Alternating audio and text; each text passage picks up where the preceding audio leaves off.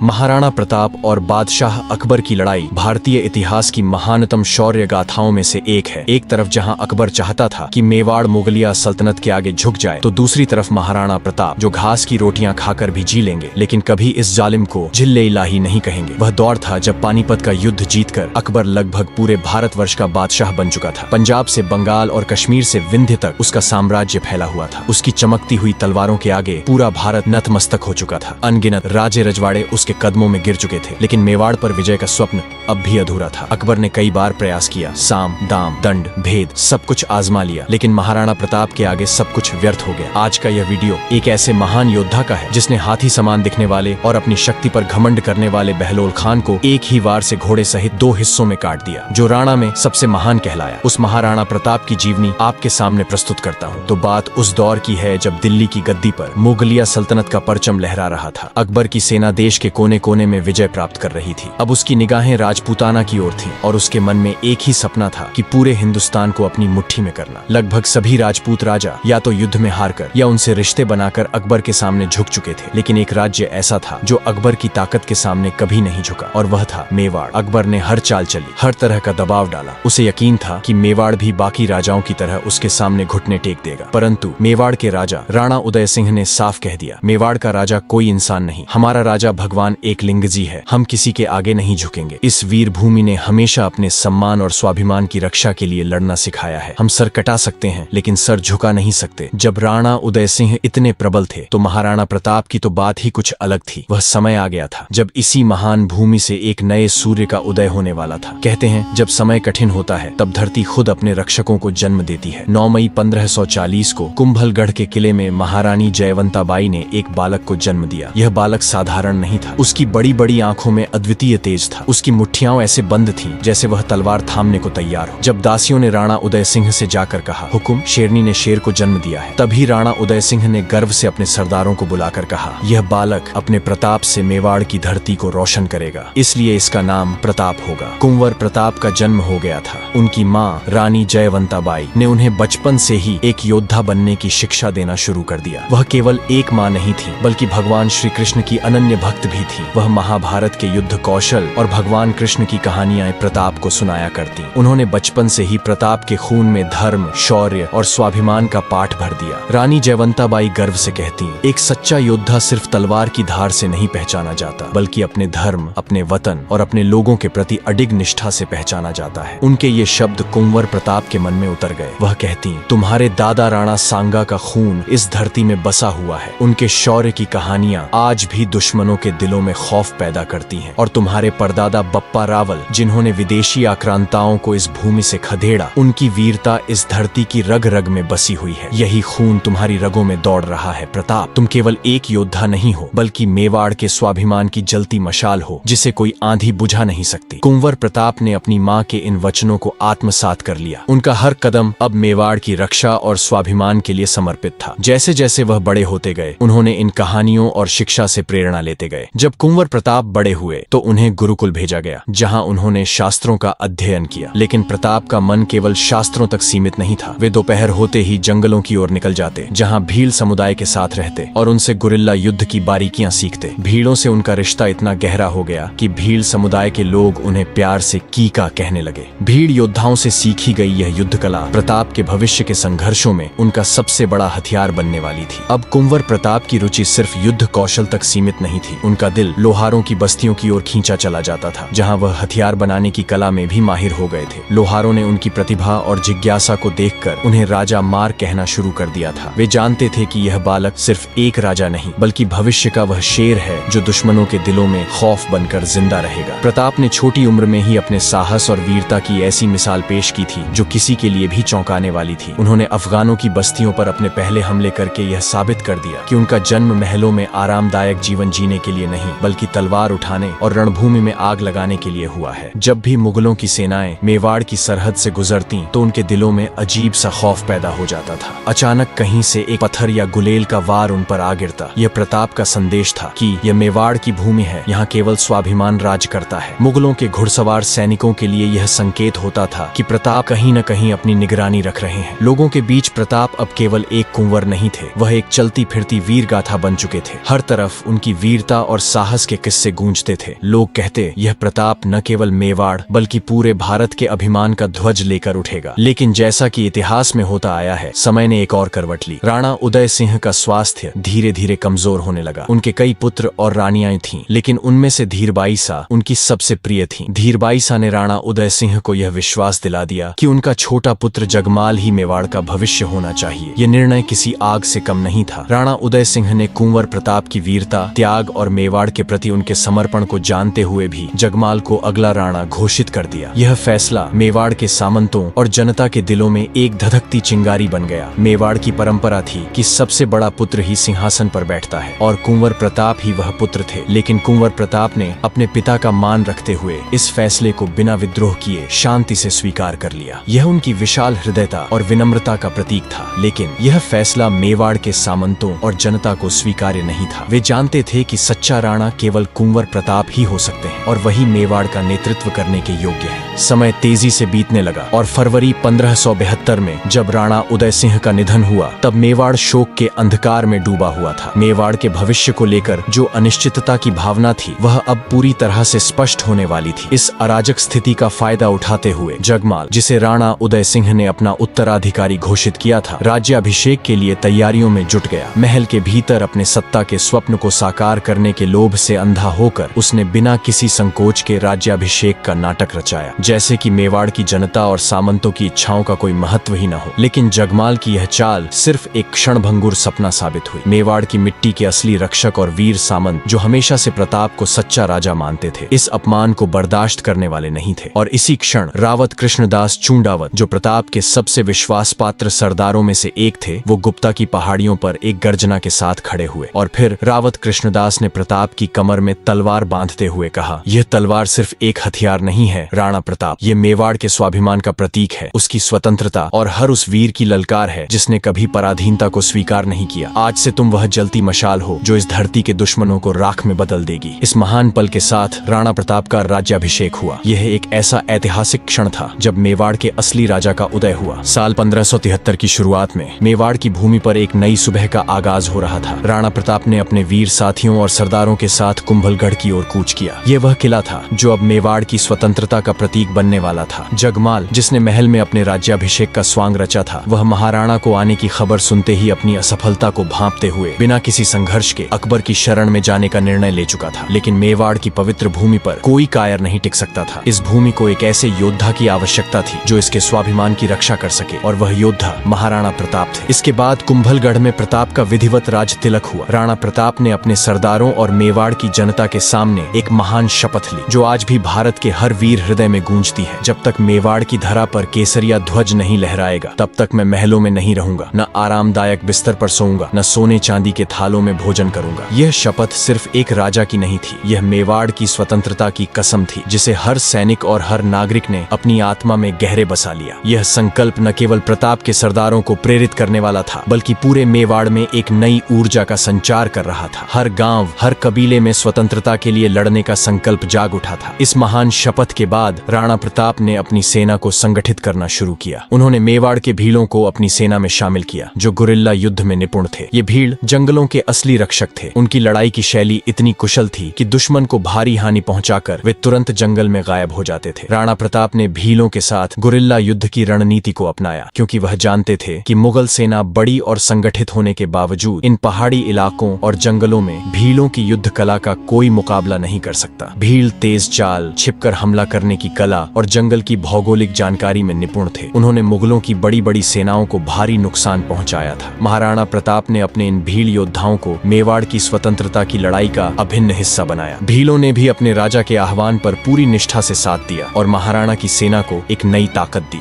लेकिन महाराणा प्रताप जानते थे कि मुगलों के मुकाबले केवल गुरिल्ला युद्ध ही पर्याप्त नहीं होगा। उन्होंने अपने राजपूत सरदारों को भी फिर से संगठित किया और युद्ध की प्राचीन कलाओं का अभ्यास शुरू करवाया। मेवाड़ के हर योद्धा ने अपनी तलवार, भाले और धनुष को और भी धारदार बनाने में जुट गया। राणा प्रताप ने पूरे राज्य में हथियार निर्माण का काम शुरू करवा दिया। उन्होंने लोहारों को दिन रात काम पर लगा दिया, ताकि उनकी सेना के लिए पर्याप्त मात्रा में तलवारें, भाले और ढालें तैयार की जा सकें। मेवाड़ के हर गांव में हथियार बनाने का कार्य चलने लगा। महाराणा प्रताप की सेना अब एक नई शक्ति के साथ तैयार हो रही थी, क्योंकि महाराणा कहीं न कहीं जानते थे कि भविष्य में उन्हें मुगलों से सामना होगा ही। ये मैं क्यों कह रहा हूँ? इसका कारण था साल 1572, जब अकबर लगभग पूरा हिंदुस्तान अपने कदमों में झुका लिया था। लेकिन एक जगह थी जिसे जीतना उसके लिए अभी भी बाकी था, और वह था मेवाड़। और मेवाड़ की असली ताकत थे महाराणा प्रताप। अकबर जानता था कि अगर महाराणा प्रताप उसके सामने झुक गए तो फिर हिंदुस्तान में कोई उसे चुनौती नहीं देगा। इसलिए अकबर ने सबसे पहले सितंबर 1572 में अपने सेनापति जलाल खां को महाराणा प्रताप के पास भेजा। जलाल खां ने अकबर का संदेश देते हुए कहा, महाराणा, अगर आप सम्राट अकबर की अधीनता स्वीकार कर लेंगे तो आपको धन, वैभव, शक्ति और मुगल साम्राज्य में ऊंचा स्थान मिलेगा। आप अकबर के मित्र और सहयोगी कहलाएंगे। उस पर प्रताप ने गर्जना करते हुए बोले कि मेवाड़ की मिट्टी कभी किसी की गुलामी स्वीकार नहीं करेगी। मैं इस धरती को पराधीन होते नहीं देख सकता। जलाल खां निराश होकर लौट गया, लेकिन अकबर हार मानने वालों में से नहीं था। अगले ही साल 1573 में अकबर ने अपने सबसे प्रिय और भरोसेमंद सेनापति आमेर के राजा मानसिंह को भेजा। मानसिंह, जिनकी बुआ हरका बाई अकबर की पत्नी थी, और मानसिंह खुद राजपूत थे। जब मानसिंह महाराणा से मिलने आए तो उदयपुर में महाराणा प्रताप ने राजपूत परंपरा के अनुसार उनका आदर पूर्वक स्वागत किया और उदय सागर झील के किनारे एक भव्य दावत का आयोजन किया गया। लेकिन प्रताप ने खुद दावत में हिस्सा नहीं लिया और अपने बेटे अमर सिंह को मानसिंह की सेवा में भेजा। मानसिंह को यह देखकर बहुत धक्का लगा। मानसिंह ने अमर सिंह से नाराज होकर पूछा, राणा प्रताप खुद क्यों नहीं आए? अमर सिंह ने जवाब दिया, पिताजी को सिर दर्द है, इसलिए वह नहीं आ सके। इस पर क्रोधित होकर मानसिंह बोले, जाकर राणा जी से कहो, मैं उनके सिर दर्द का असली कारण जानना चाहता हूँ। जब महाराणा प्रताप को यह बात पहुंची तो उन्होंने तीखा संदेश भेजा, जिस राजपूत के संबंध मुगलों से हों उसके साथ सच्चे राजपूत भोजन नहीं कर सकते। यह जवाब मानसिंह के गर्व को गहरे तक चीर गया। अपमानित मानसिंह बिना भोजन किए क्रोध में वहां से निकल गए। रवाना होते समय घोड़े पर सवार होकर मानसिंह ने महाराणा प्रताप को चुनौती दी, दिल्ली के सिंहासन को ठुकराना, सीधे अकबर को युद्ध के लिए बुलावा देना है। चाहे तुम पहाड़ों में छिपे रहो, लेकिन वह दिन दूर नहीं जब हम आमने सामने होंगे। यह खबर जब अकबर तक पहुंची और जब उसने सुना कि महाराणा प्रताप ने उसके सबसे भरोसेमंद सेनापति का अपमान किया है तो वह आग बबूला हो उठा। लेकिन वह महाराणा को एक और मौका दिया। वह अपने क्रोध को रोकते हुए भगवान दास को भेजा, जो उसके दरबार के सबसे वरिष्ठ और समझदार राजाओं में से एक थे। भगवान दास ने शांति और सहयोग का संदेश लेकर महाराणा के पास पहुंचे। लेकिन महाराणा प्रताप के लिए शांति का कोई मतलब नहीं था अगर वो उनकी स्वतंत्रता को छीन ले। भगवान दास भी वही जवाब लेकर लौटे, स्वतंत्रता से बढ़कर मेरे लिए कुछ नहीं है। बार बार महाराणा को अपने साथ जोड़ने में असफल होने के बाद अकबर ने एक आखिरी सबसे चतुर और सूझबूझ वाले मंत्री राजा टोडरमल को भेजा। दिसंबर 1573 में राजा टोडरमल खुद प्रताप से मिलने गए। उन्होंने महाराणा को समझाने की पूरी कोशिश की। अकबर का प्रस्ताव था धन, मान सम्मान, महल और हर वो चीज जो एक राजा के सपने में हो सकती थी। पर महाराणा प्रताप का दिल सिर्फ एक ही चीज के लिए धड़कता था, स्वतंत्रता। उन्होंने राजा टोडरमल से एक बार फिर वही कहा जो उन्होंने हर राजदूत से कहा था, स्वतंत्रता से बढ़कर कुछ भी नहीं है, चाहे मुझे अपना सब कुछ बलिदान करना पड़े, पर मैं कभी पराधीनता स्वीकार नहीं करूंगा। यह थे महाराणा प्रताप, जिनका हौसला, उनका जज्बा और उनकी दृढ़ता इतनी अटल थी कि 4-4 राजदूत भेजने के बावजूद अकबर उन्हें झुका नहीं सका। जब अकबर के दरबार में यह खबर पहुंची कि महाराणा प्रताप ने उसके समर्पण को फिर से ठुकरा दिया है, तब उसकी आंखों में गुस्से की लपटें जल उठी। सम्राट जिसने अपनी तलवार और ताकत से पूरे हिंदुस्तान को झुका लिया था, यह कैसे बर्दाश्त कर सकता था कि एक छोटा सा राज्य मेवाड़ उसकी सत्ता को अस्वीकार कर दे। अकबर ने अपना राज मुकुट उतारा और आकाश की ओर देखते हुए गरजते हुए कहा, महाराणा प्रताप, तुमने सिर्फ मेरे सेनापति का नहीं बल्कि मेरे साम्राज्य का अपमान किया है। अब मैं तुम्हें तलवार से जवाब दूंगा। अब वक्त आ गया है कि मेवाड़ की वह चट्टान जिसे महाराणा प्रताप कहते हैं वो अपनी रौद्र रूप को दिखाए। इसके बाद अकबर ने अपने सबसे अनुभवी सेनापति राजा मानसिंह को बुलाया। मानसिंह, जो पहले से ही महाराणा से अपमानित और क्रोध से भरा हुआ था, वह दरबार में आते ही समझ गया कि अब युद्ध अनिवार्य है। अकबर ने क्रोध में मानसिंह को बोला कि यह अपमान सिर्फ तुम्हारा नहीं, मेरा भी है। मैं चाहता हूं कि तुम अपने साथ 1 लाख की विशाल मुगल सेना लेकर मेवाड़ पर चढ़ाई करो, और ध्यान रखना, इस बार ऐसा तूफान उठाना है कि महाराणा प्रताप का नाम और निशान दोनों ही इस धरती से मिट जाए। मानसिंह ने सिर झुकाते हुए कहा, जहां पनाह, आप निश्चिंत रहें। इस बार मैं मेवाड़ की धरती पर ऐसा रक्तपात करूंगा कि खुद अरावली की पहाड़ियां भी कांप उठेंगी। महाराणा प्रताप और उसके वीर अब सिर्फ इतिहास की कहानियों में सुने जाएंगे। इसके बाद देश के कोने कोने से अफगान, राजपूत, तुर्क और पठान योद्धाओं को बुलाया गया। 1 लाख की विशाल सेना तैयार की गई जो हाथियों, घोड़ों और तोपों से लैस थी। उधर महाराणा प्रताप को पहले से ही अंदेशा था कि मुगल सैनिकों से युद्ध होने वाला है। उन्होंने वर्षों से इस पल की तैयारी की थी। जब मानसिंह की विशाल मुगल सेना मेवाड़ की ओर बढ़ने लगी तो जब उनकी सेना ने मेवाड़ की सीमा को छुआ, यह खबर महाराणा प्रताप तक पहुंची। यह सुनते ही उनके चेहरे पर हल्की सी मुस्कान आ गई, जैसे वह वर्षों से इसी पल का इंतजार कर रहे हों। महाराणा ने अपने सैन्य शिविर में वीर राजपूत योद्धाओं और वीर भीलों को इकट्ठा किया। उन्होंने अपनी तलवार को आसमान की ओर उठाते हुए गर्जना की, वीरों, मुगलों ने फिर से हमारी पवित्र भूमि को रौंदने का इरादा किया है। यह युद्ध हमारे सम्मान के लिए है और आज हम इन्हें दिखाएंगे कि मेवाड़ की धरती पर कोई बाहरी आक्रमणकारी कभी भी अपनी विजय पताका नहीं फहरा सकता। ये धरती हमारी माँ है और इस माँ की रक्षा के लिए हम आखिरी सांस तक लड़ेंगे। प्रताप के शब्दों ने हर सैनिक में एक नई ऊर्जा भर दी। इससे पहले